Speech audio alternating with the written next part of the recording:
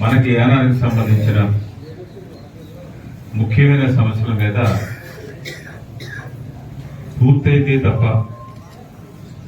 మళ్ళా వెనక్కి రాకూడదన్న ఉద్దేశంతో నేను పాండిచేరిలో ఉండడం జరిగింది. దాంట్లో ఒక్క సమస్య తప్ప అనుకున్నా ఈ సమస్యలు పూర్తయిన దాకా రాకూడదు అనుకున్నాను. ఒక్కటి మాత్రమే గవర్నర్ గారు ఎడిషనల్ గా మళ్ళీ ఫర్టిలైజర్స్ అడగడంతో ఇంకా 5 రోజులు మళ్ళా ఫైల్ లేబుల్ అవుతుందని చెప్పేసి అవుతుంది. మళ్ళా అందుకని వెనక్కి తిరిగి రావడం జరిగింది. అనేకమైన సంవత్సరాలుగా పెండింగ్ ఉన్నవి 4 సమస్యలు పూర్తి చేసుకుని రావడం జరిగింది. అలాగే 42 మందికి 63 నెలల నుంచి జీతాలు రాలేని దాన్ని క్లియర్ చేయించుకుని రేపు గవర్నర్ అప్రూవ్ చేశారు. రేపు వాళ్ళందరికీ కూడా 63 నెలల జీతం వచ్చేలాగా చేయడం. అలాగే పాండిచేరిలో ప్రమోషన్ తోటి వెళ్ళినోళ్ళని ఇక్కడికి తీసుకురావడానికి 2-2 వాళ్ళకి ఆర్డర్ తీసుకొచ్చి అక్కడ పంపించడం. అలాగే రికార్డ్ క్లర్క్స్ అక్కడ పనిచేస్తున్న వాళ్ళని ప్రమోషన్ మీద వెళ్ళిన వాళ్ళని అందులో 6 ఉంటే ఒకళ్ళు ఇక్కడికి వచ్చేలాగా ఆర్డర్ వేసి రావడం. ఇది కాకుండా హౌసింగ్ స్కీమ్ సంబంధించినవి ఇంకా కొన్ని ఇవన్నీ కూడా నేను ఒక్క పనికి తప్ప మిగతా పనులన్నీ కూడా పూర్తి అవ్వాయి. ఈలోపు పాండిచేరి అంతా కూడా మొత్తం ఊపేసింది. లాస్ట్ 3 రోజుల నుంచి సన్ టీవీ కానీ అన్ని ఛానల్స్ లో కూడా మల్లాడి కృష్ణారావు ఒక పార్టీ పెట్టారని, ఆ పార్టీలో ఇదవుతారని. ఇందులో చాలా మంది కూడా ఈ మ్యారేజ్ డే దాన్ని కాకుండా ఇది పార్టీ విషయం ఏదో అనౌన్స్ చేస్తారని వచ్చారేమని చెప్పేసి అనుకుంటున్నాను. జనాల్లో ఉన్నట్టే అది రైట్ టైంలోనే ఉంటుంది. అది అవునని చెప్పాము, కాదని చెప్పాము. రైట్ డెసిషన్ రైట్ టైంలోనే ఉంటుంది. దానికి అది కొట్టేయడానికి లేదు, ఎస్ అనేది చెప్పడానికి లేదు. పాండిచేరిలో ఈ 15 రోజుల్లో ఏ పార్టీ వాళ్ళు, పార్టీ కాని కాదు, పార్టీ డిఎంకే వాళ్ళ, కాంగ్రెస్ వాళ్ళ, ఎన్ఆర్ కాంగ్రెస్ రాని ఎమ్మెల్యే లేరు, రాని ఎక్స్ ఎమ్మెల్యే లేరు.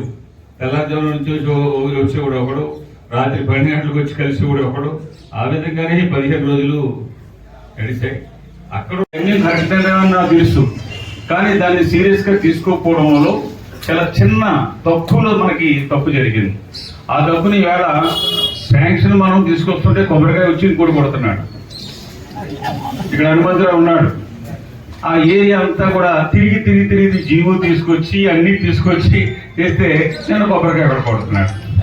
అలాగే గిరిపేటలో ఒకటి క్రికెట్ వాళ్ళందరూ ఆ టోర్నమెంట్కి వెళ్ళినప్పుడు చెప్తే 55 లక్షల రూపాయలు తీసుకొచ్చి దాని వర్క్ మొదలు పెట్టేప్పుడు ఇంకొకటి వెళ్ళి కొబ్బరికాయ కొడుతున్నాడు.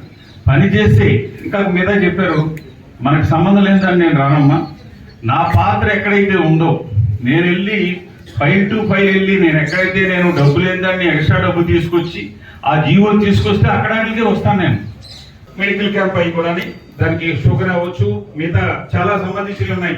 ఏదో చిన్న ఆర్డినరీగా మెడికల్ క్యాంప్ కూడా కాదు. ఆ క్యాంప్ ను కూడా మనం నాయకులు కార్యకర్తలు ఏరియా వైజ్ గా తీసుకెళ్ళడం.